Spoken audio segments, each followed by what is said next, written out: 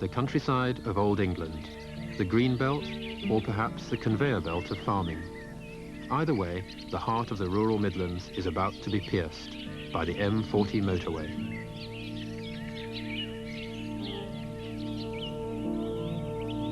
A 97-kilometre-long arrow of tar macadam, fired from Oxfordshire to Warwickshire, is to spearhead the region's metamorphosis.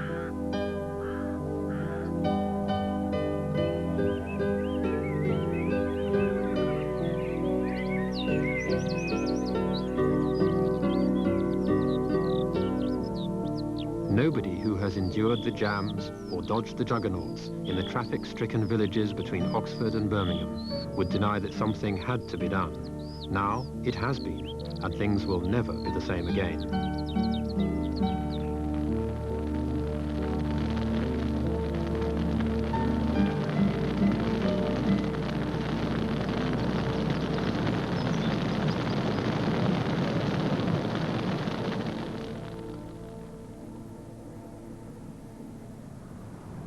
The fire of this change was kindled in an optimistic era. It was a brave new world when Ernest Marples opened the M1. For on this magnificent road, the speed which can easily be reached is so great that senses may be numbed and judgment warped. The margin of error gets smaller as speed gets faster. New motoring techniques must be learned. So here are my two suggested mottos. First, take it easy, motorist. And second, if in doubt, don't. In 1959, the M1 carried 20,000 cars a day. Now, some motorways carry over 140,000 daily. Worse still, the damage done to the road's surface by just one 30-ton lorry is equivalent to that caused by 250,000 family cars. Like a mythical hydra, the motorway system wraps its arms around the country, sucking millions, catching up with the demand as ever more motorists take to the road. The missing link is the M40 extension, £246 million worth of road.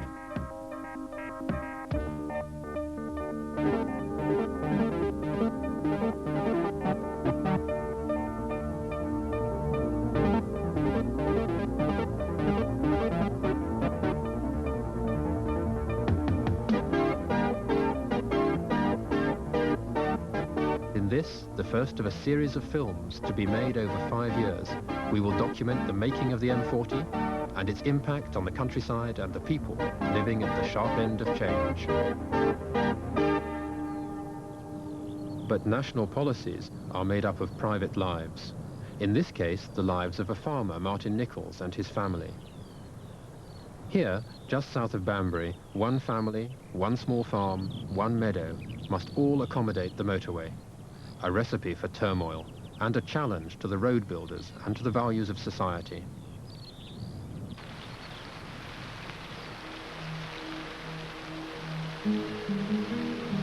These rains will be the last to drench meadows that have flooded every winter since Martin Nicholls' great-grandmother moved to the valley. Then, acres of pristine water meadow graced the landscape. Now, thanks to the tarnished miracles of drainage and fertilizer, little remains. Soon, the final curtain will drop on our meadow too. But for 1 year before the motorway arrives here, we will eavesdrop on some of the characters, four-legged and otherwise, for whom this has been home. This is the family area. There are lots of Nicholls scattered all over. They're all here, all of them. My grandfather's owned this mill farm. There's 126 acres, and it's nearly all beef, mainly beef, just 100 sheep. Sheep really are a bit of a disaster because you get so many fall in the river and get drowned. We always like floods in the winter. In the winter. And then we know stock. we're not going to get them in the summer. But usually if we get a winter when we don't get much of a flood or a very deep one, those are the years we very often finish with nature looking after itself, and we get a flood in the middle of the summer or something like that, and we have to move the cattle out. For this last watery winter, the denizens of the meadow face their perennial personal problems. If you think you've had a bad day, spare a thought for this little gentleman in black velvet.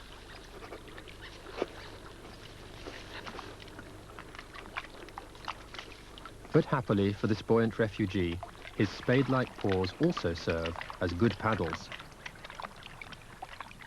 The mole, traditionally seen by the farmer as a pest or a potential waistcoat, is soon to find itself on the same side of the fence, as victim to the motorway.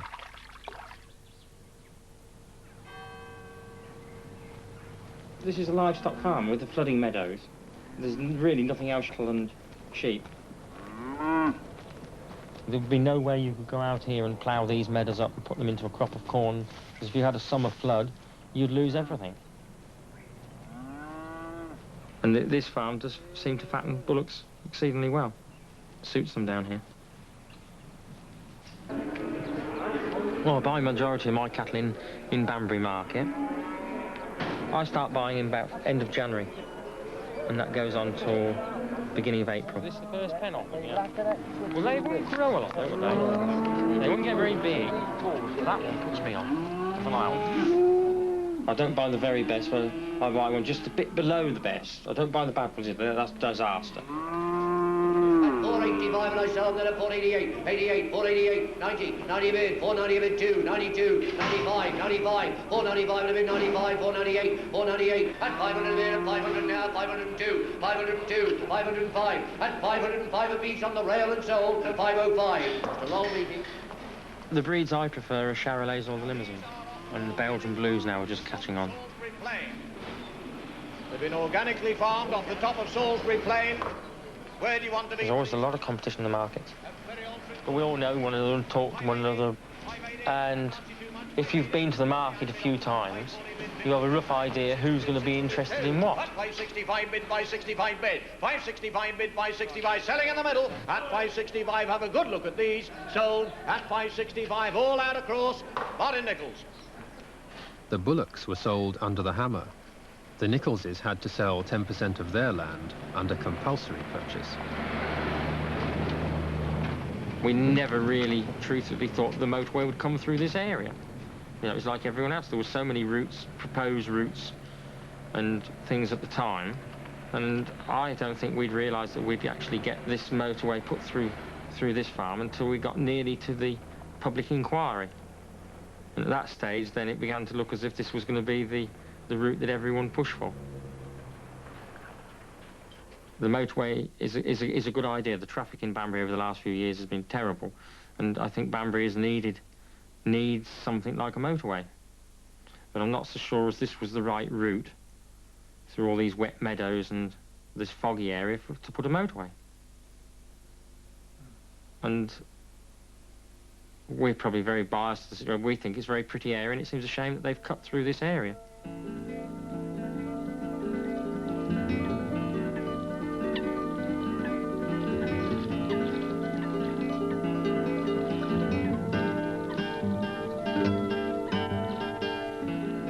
If it was an ordinary fields, it wouldn't have the attraction. But because we've got so much river, you always walk near a river.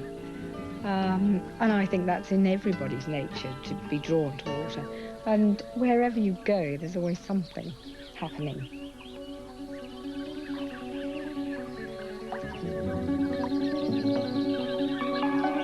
There's certainly something happening in the water shrew's life as it races in frantic quest for its own weight in prey daily. At 18 grams, the weight of a box of matches, the water shrew is the largest shrew in mainland Britain and toils by day and night for bugs and minnows with which to stave off its own personal energy crisis. For the shrew to land even a tiddler will, weight for weight, be equivalent to a man wrestling a fair-sized shark to the surface. But the shrew's fishing tackle contains an unsporting trump card. Its saliva is venomous and helps subdue the prey. These are the professionals of the flood meadow microcosm. Their hind feet fringed with oar-like hairs, their tails modified as bristly rudders. I enjoy the outside life. I love animals. We've got the kingfisher. Comes round the house, and also it's got the nest is actually over where the motorway is coming across. The department have actually bought the piece of land where he is.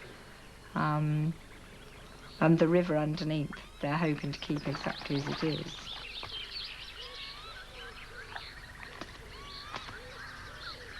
But few things in nature stay exactly as they are.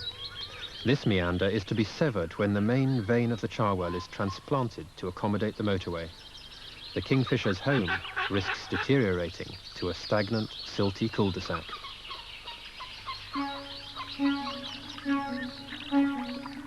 Where soon 6 lanes of traffic will thunder, winter has given way to spring.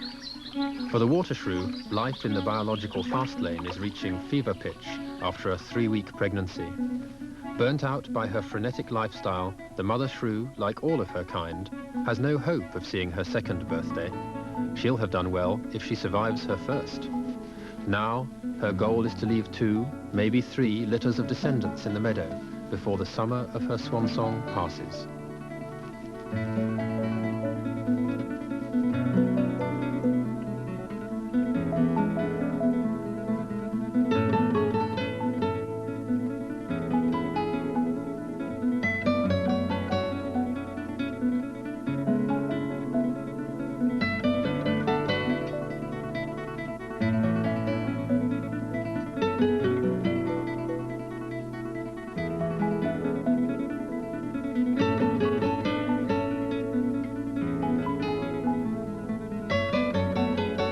It's a tragedy in miniature, nonetheless poignant for being commonplace, that fate, in the form of some distant official signature, will lay to naught the marvels of her adaptations and break the bloodline that stretches back through her ancestors far beyond man's intrusion into this landscape.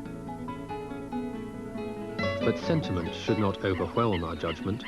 Water shrews are not seriously imperiled, and indeed there is little here that could not be found elsewhere.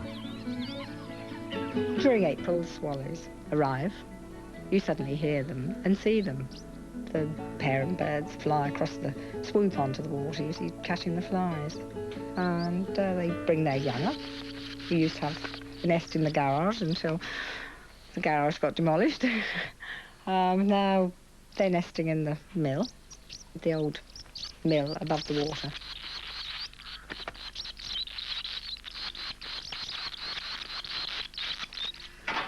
We used to have a plank at the back of the house, and when we'd got a flood in summer, it rises above the bridge level that goes under the actual mill.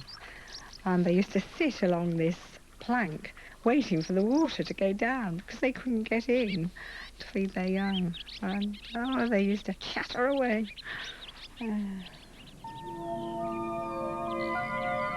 The M40 is merely the coup de grace for this meadow. Its demise as an environmental asset began 25 years ago or more, when the annual application of fertilizers choked its rich flora with a glut of nitrates, favoring a few fiercely competitive grasses at the expense of a flush of fragile wildflowers.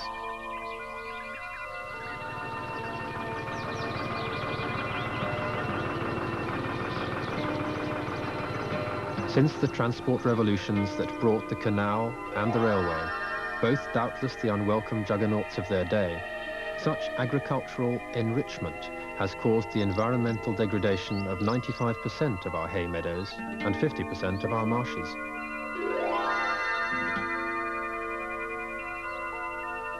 But just because the cocksfoot, the meadow foxtail, and the ryegrass of our meadow lack the botanical charisma of the herbs that once flowered in the Cherwell Valley is no reason to ignore their beauty. The loss of one more flood meadow is, after all, one more nail in the countryside's coffin.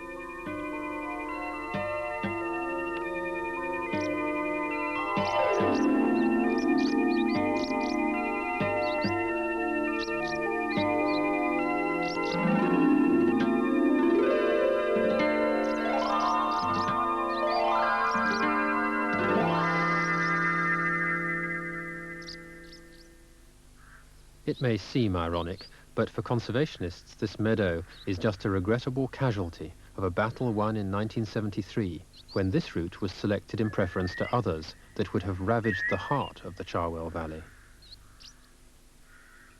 But against the tide of change, one species has gained a foothold and prospered here, the curlew. 80 years ago, these moorland waders were unknown in the area. Now, a dozen or more pairs breed here, one of them in our meadow.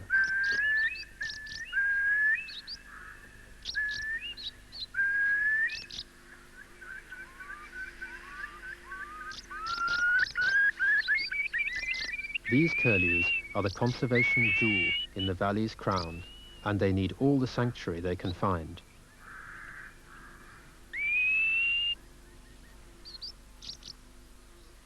The very oldest live to 30 years, but few are so lucky. Of each brood of 4 or 5 hatchlings, over half will perish in their first year. Next year, the motorway's route will obliterate this nest site, but for now, the curlews have more traditional worries. Marauding crows would pick off an unguarded brood.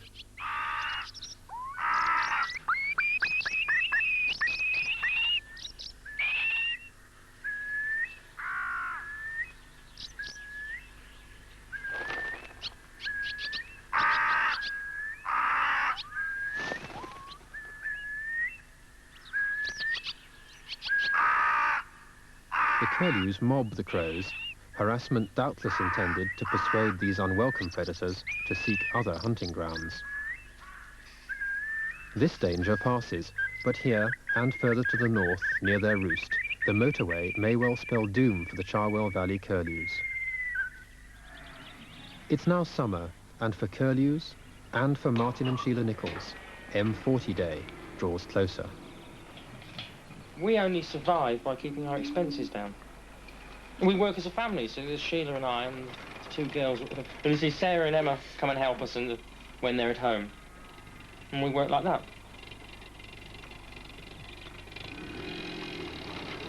Hi, Martin, sheepdog. Tooting the horn and banging the sides and whatnot. And they run. It's just the noise. And they know basically where they're to go.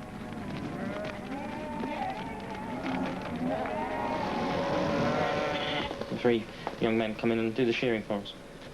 Some of them get a bit bad-tempered if you haven't got a sheep there waiting for them. But these chaps, if you're behind, they'll turn around and catch their own sheep and whatnot. You know, the whole atmosphere is a good atmosphere to work in. The Nicholls' guess that the land lost to the motorway will cost them about 30 sheep, 8 beef cattle, and around 40 tons of cereals annually. The question over which they agonise is, will this loss nudge them off the precipice of financial viability? The answer, dreadful as it may be to them, will scarcely tug the heartstrings of those who estimate that within a decade, 5 million hectares of British farmland must cease production.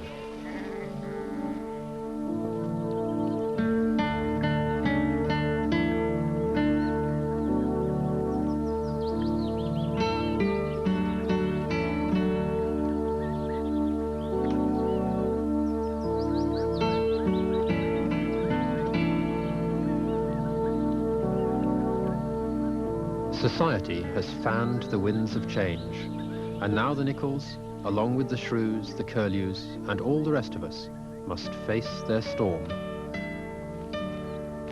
It's a privilege to have a farm down here. They're quiet and we're very isolated from everything else down here. Well, it is our way of life. The atmosphere is nice. It's just lovely to walk in the peace and quiet. We don't feel we're in the rat race. If we can get down here, you can forget everything.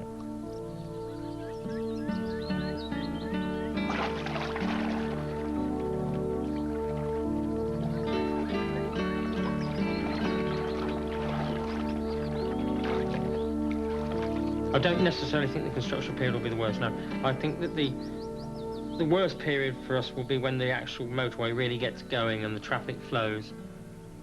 But we've no thoughts of moving, so we shall just carry on as we are and hope for the best.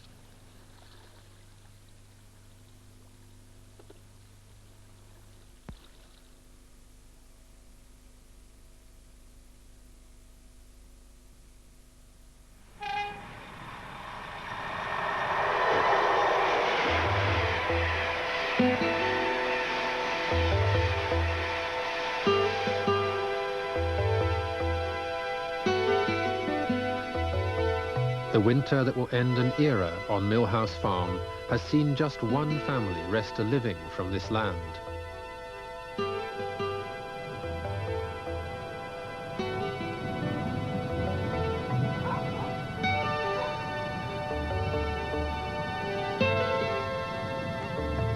By the summer, 600 construction workers will build this stretch of motorway.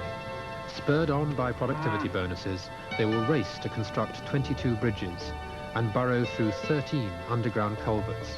And load by load, they will wheel in 6.5 million tons of lime, gravel and rocks as the foundations for what some will see as a monument to engineering, and others as a mausoleum for a misguided transport policy.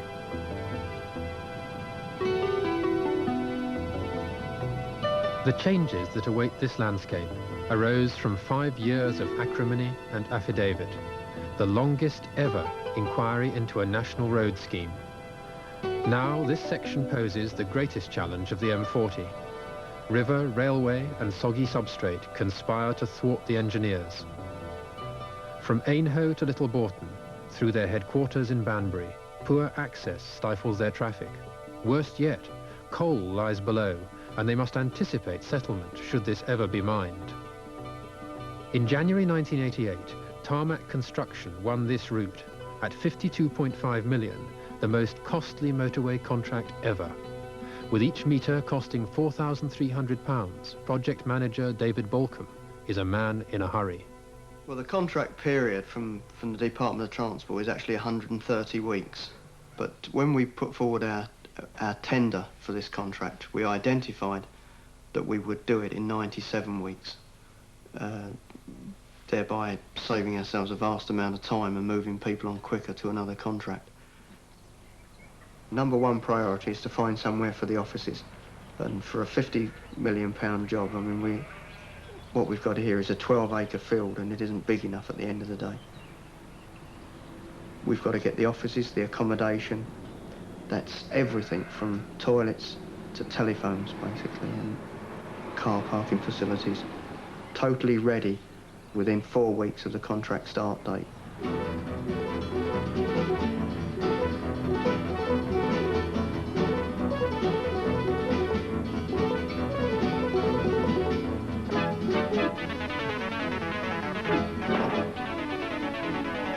You're talking in the region of over £200,000 a week for all the people and the machines that we've got here. And tenders are often taken in on almost a negative margin, with the hopes that when you get there and start the job, you will complete it ahead of time, and that's where the profits are made.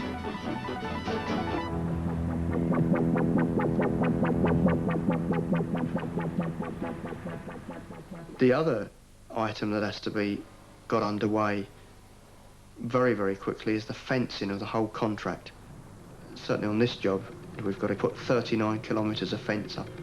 No other work can be undertaken until areas are fenced off.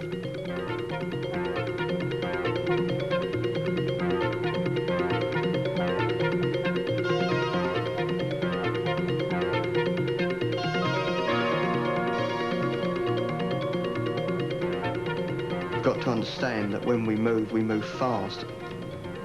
We opted to lease land from all of the farmers adjacent to the motorway scheme and put our own private haul road, our own private motorway in, if you like, on the basis that we could construct the earthworks and the bridges all in one season. Then we're dealing with land agents that don't know the pace of life that we're used to. They're very much used to the village pace of life, where it doesn't matter if it takes 6 months to sort out the fact that Joe Bloggs is buying Farmer Bloggs' field. That will be sorted out in the spring and paid for in the winter. We need to lease land, tie up agreements, and be on that land sometimes within 24 hours. And to do that, we employ our own solicitors, our own land agents. We draw up our own licence agreements, and a guy like me can walk along a site on a Monday morning with probably £100,000 in cheques in my back pocket to hand out to farmers to ensure that we do get the land as and when we want it. Few could be unimpressed by Tarmac's pioneering professionalism. They have a job to do here, a business to run. But, bound by the march of the seasons, so too has Martin Nicholls.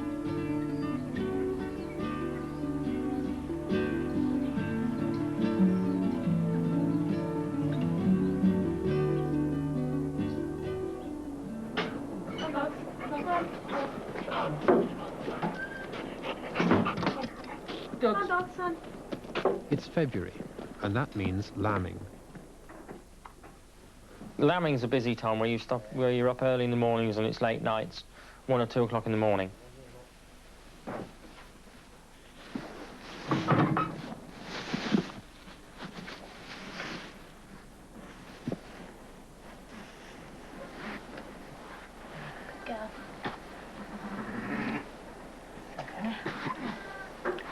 Well done, old girl. The damn thing. If a ewe has a lamb and it looks very weakly when it's born, you can either keep rubbing its tummy and clean all the mucus from around its nose, or what I do occasionally is just pick them up by the back legs and swing them just with the head downhill, and it drains the nose off so they don't breathe in all the watery stuff. His tongue's swollen up. They're up there now, just have a go. No, that's yours. When a lamb's born, the ewe usually gets up pretty quick and turns around and licks it. The natural instinct seems to go from there. Give her a pull, you can't get it. Come on. Stiff, isn't it? That's a better lamb. There you are. It's lovely and warm to my fingers.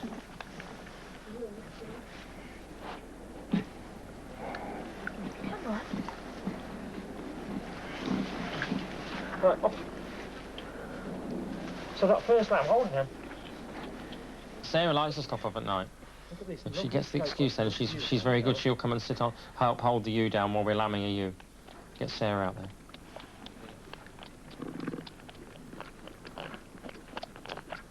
Simple aims often flounder in our complex world. British farmers struggle to rear lambs when £250 million is spent annually subsidising them. Similarly, billions are poured into motorway construction, and we still have chronic congestion. In the tremor of change, each individual can only hope that they will fit in tomorrow's world.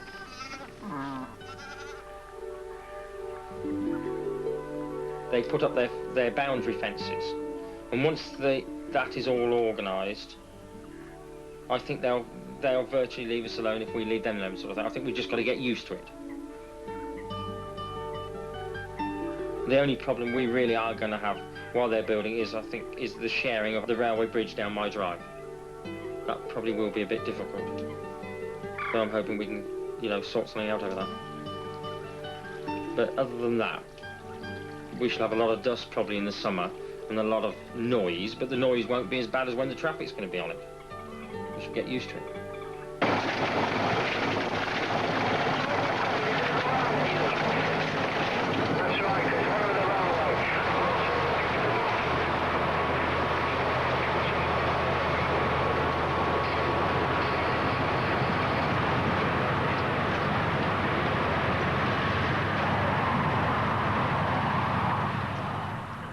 The sodden meadow could not withstand such savage churning, so tarmac carpet the field with a crust of stones.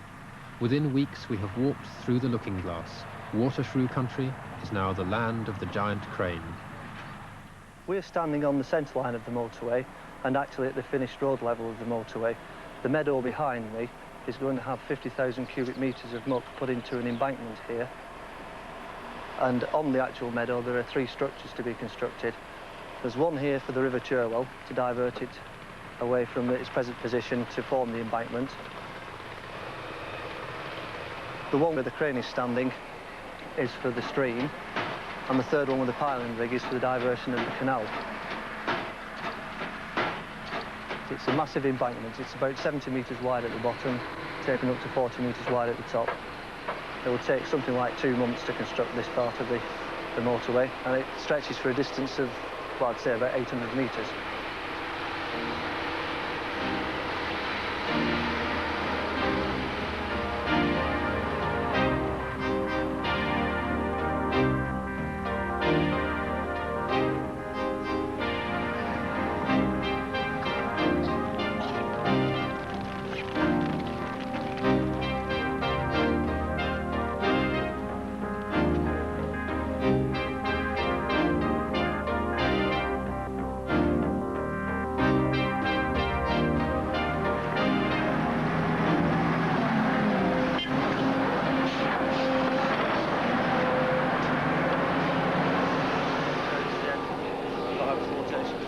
It is very unusual for the contractor to be asked to design part of the permanent works.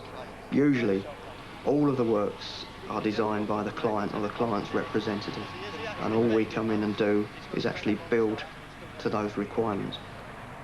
Once we've constructed the entire road over the meadow, and if it goes down more than 10 millimetres, then the client can instruct us to remove the road, rebuild the embankment and replace the road at our own costs. The client has removed the risk from himself by asking the contractor to design and construct that settlement area. I think the signal people are coming out today, Phil, are they? Yeah, the lookout man and the cable. By going in there early, we've introduced a safety window, in fact. It will not be necessary for us to bring the embankment up so fast and therefore effectively take out some of the settlement problems. The excavation going on the other side.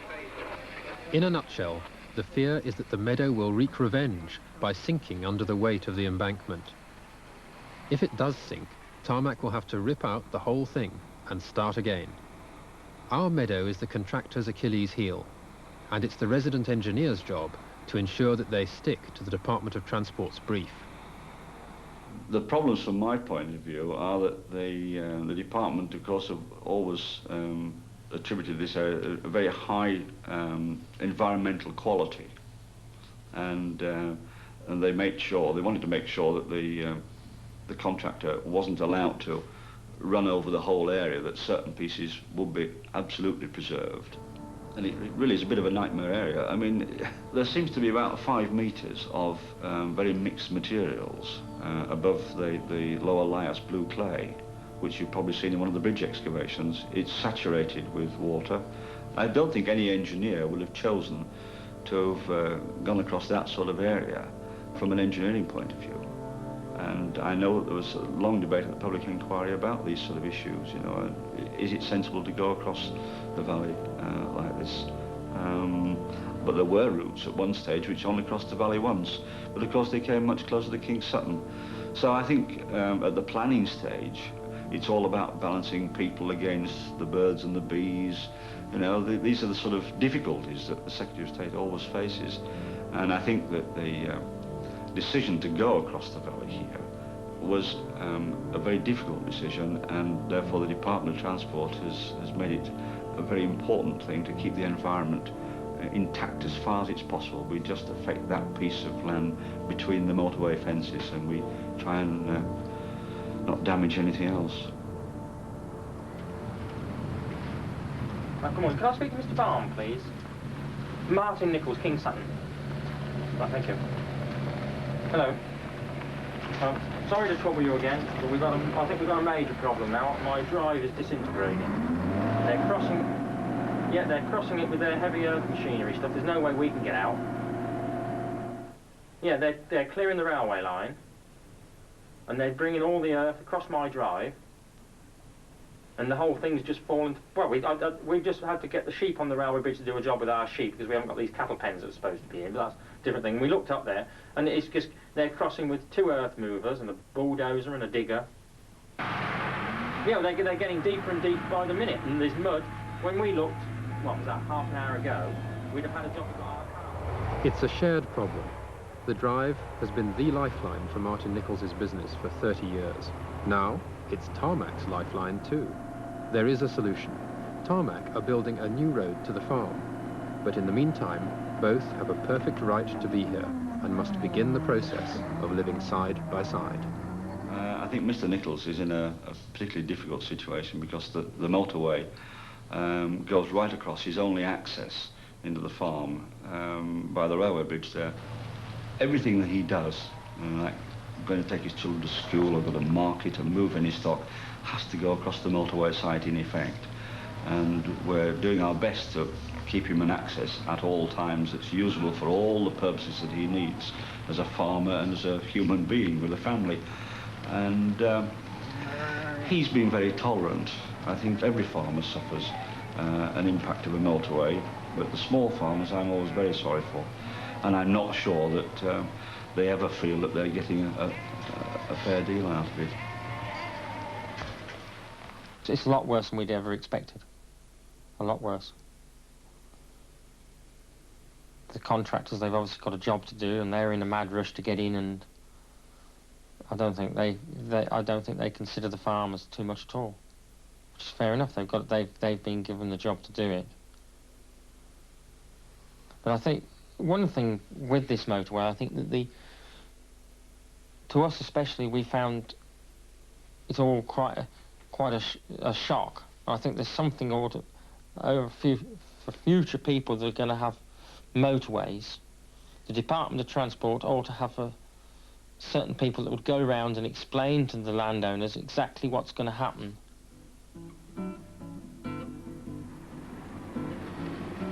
Yet, all around the madding crowd, life continues.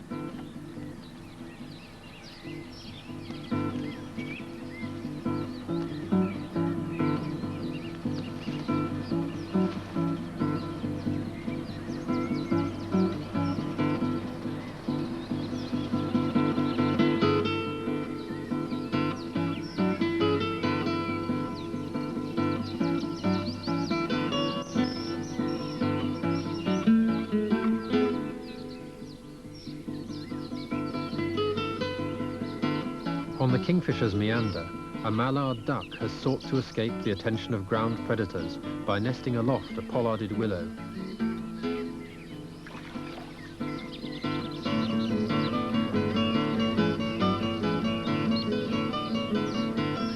Only 36 hours after they hatch, she calls her 14-strong brood to jump for their lives.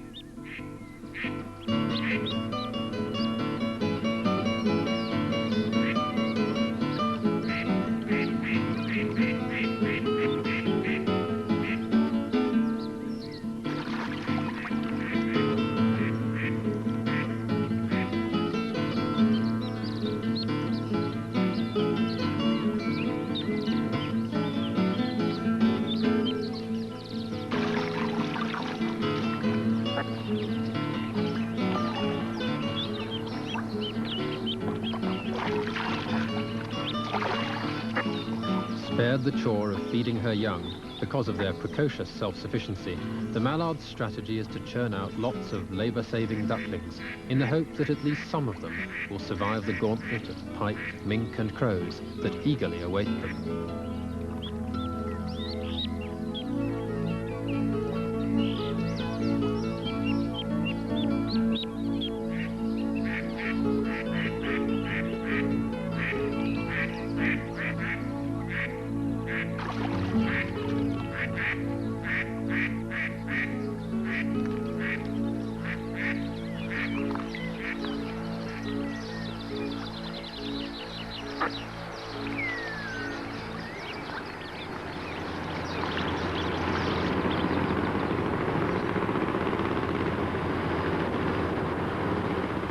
To stabilise the meadow, Tarmac have opted for an innovative technique. A massive Vibroflotation drill combined with a powerful water cannon drives 5 metres through the shifting mud to the firm clay below. Stones are tipped into the hole and compacted. A skeleton of these pillars will bring solidity and final submission to the meadow.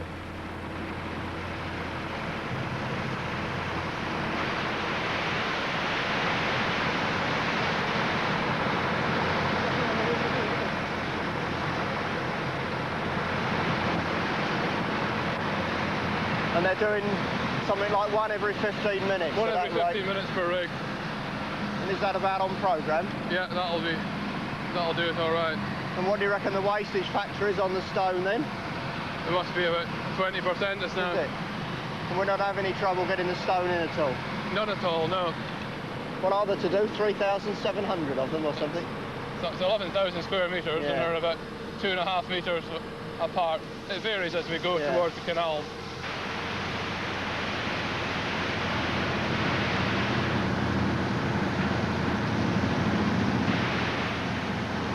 Each machine's doing about 35, 40 a day then, basically. That's right, yes. 37 days, 6 weeks. Yeah.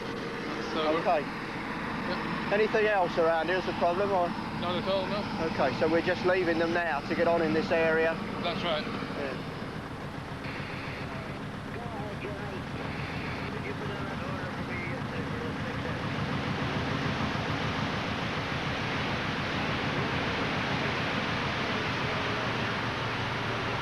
these heaps of stone and the big heap in the other, the whole lot has got to be pushed down underground with that machine. So it'll be here for weeks. Oh, yes, I'm with you. So that we'll walk around and have a look in a minute and just to see. But that, this morning it was pouring through there, a dirty. You can see the bit of the stone there. Can you see it? It's pouring down. You can see the colour of it underneath the water where it's resting. It's you pouring can see all round the edge. Yes. No more picnics down here, Sarah. You've had it. It's a real mucky mess. Here's another lot of dirty water here, you see, going into... Well, I haven't even seen this. They're flooding my river here as well. No one's told us. I don't say this goes into the That's going into the river. That's clay. Well, this is unbelievable. I haven't checked this area. Yeah. Well, this morning, this area was running all over into the river.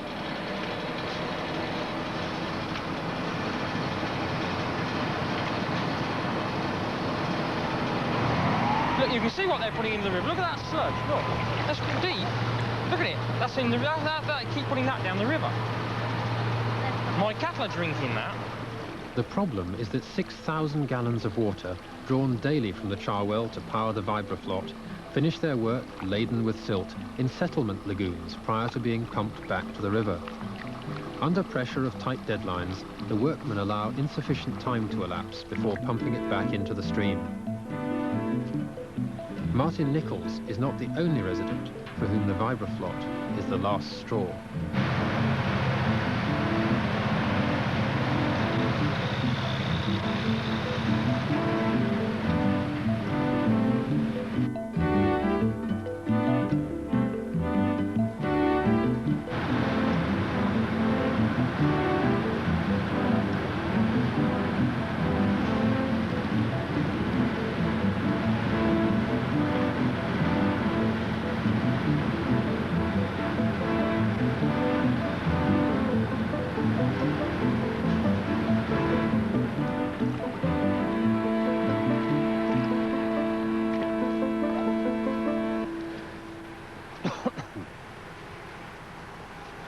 Morning. Have you raised these banks a bit more? Sorry? Have you raised the banks a bit more? Slightly, we have we've built another one over here on the far side, which has got a high capacity. Yeah. It's ship quite a lot more. I mean, do you know how long you need to retain the water in here for it to actually settle out sufficient so you can discharge it into the river? Well, if it's settling for about 2 to 3 hours, it should be okay. Yeah. There's a bullock there drinking now. He's leaning over and getting the clean water. But this water, the river here was filthy. You couldn't see anything at all. It was just the colour of a cup of tea. I was worried what it was doing to the cattle because they'd got no choice. They'd got to drink this dirty, silty water. And I didn't know what harm it was doing to them. And I don't. And Thames Water, as soon as they saw it, they were very worried and got them to stop. One of the main reasons today that the resident engineer came to instructions to stop work was that on 3 occasions we requested that Vibroflotation stop their pumps, and each time that we left the area they restarted the pumps, which caused pollution in the Cherwell, and in fact we've removed 2 people from site for disobeying our instructions. But the contractors take such problems in their stride. Just one of the inevitable hiccups as they tread the tightrope between profit and sensitivity. Tarmac appreciate that what was a molehill in the scale of their operation could be a mountain to Martin Nicholls. Within days, the pollution is stopped, and the work once again on schedule.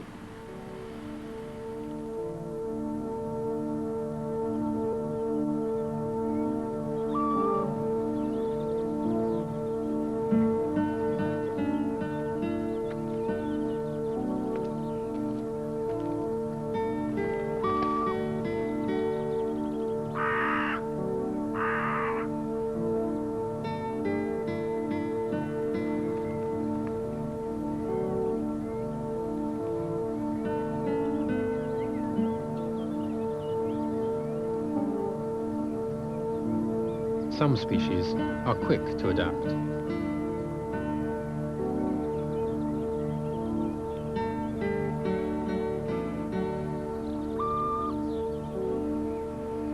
For others, the trauma of change is intolerable. The noise is terrible. We have sleepless nights with pumps going. Martin keeps saying to me, come and see what they've done today. I won't go. I get very emotional and I loathe it.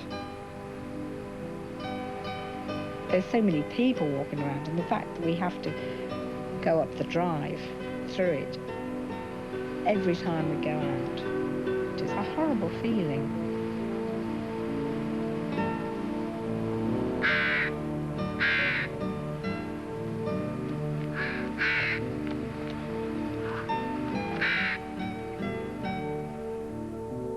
Because I've done several motorways, I have a good imagination of what the thing is going to look like at the end of the day. And I was looking across from Martin Nicholls' area yesterday. And in fact, I thought, when this is finished and the embankment is grassed, how much will Martin Nicholls see from his house? I would say see very little. They say that we won't notice the motorway when it's open to traffic. I just cannot believe that. The meadow that's been filled in to nearly 30 foot high. We can see one of the bridges that's being built in the middle of the motorway from here. From the back door.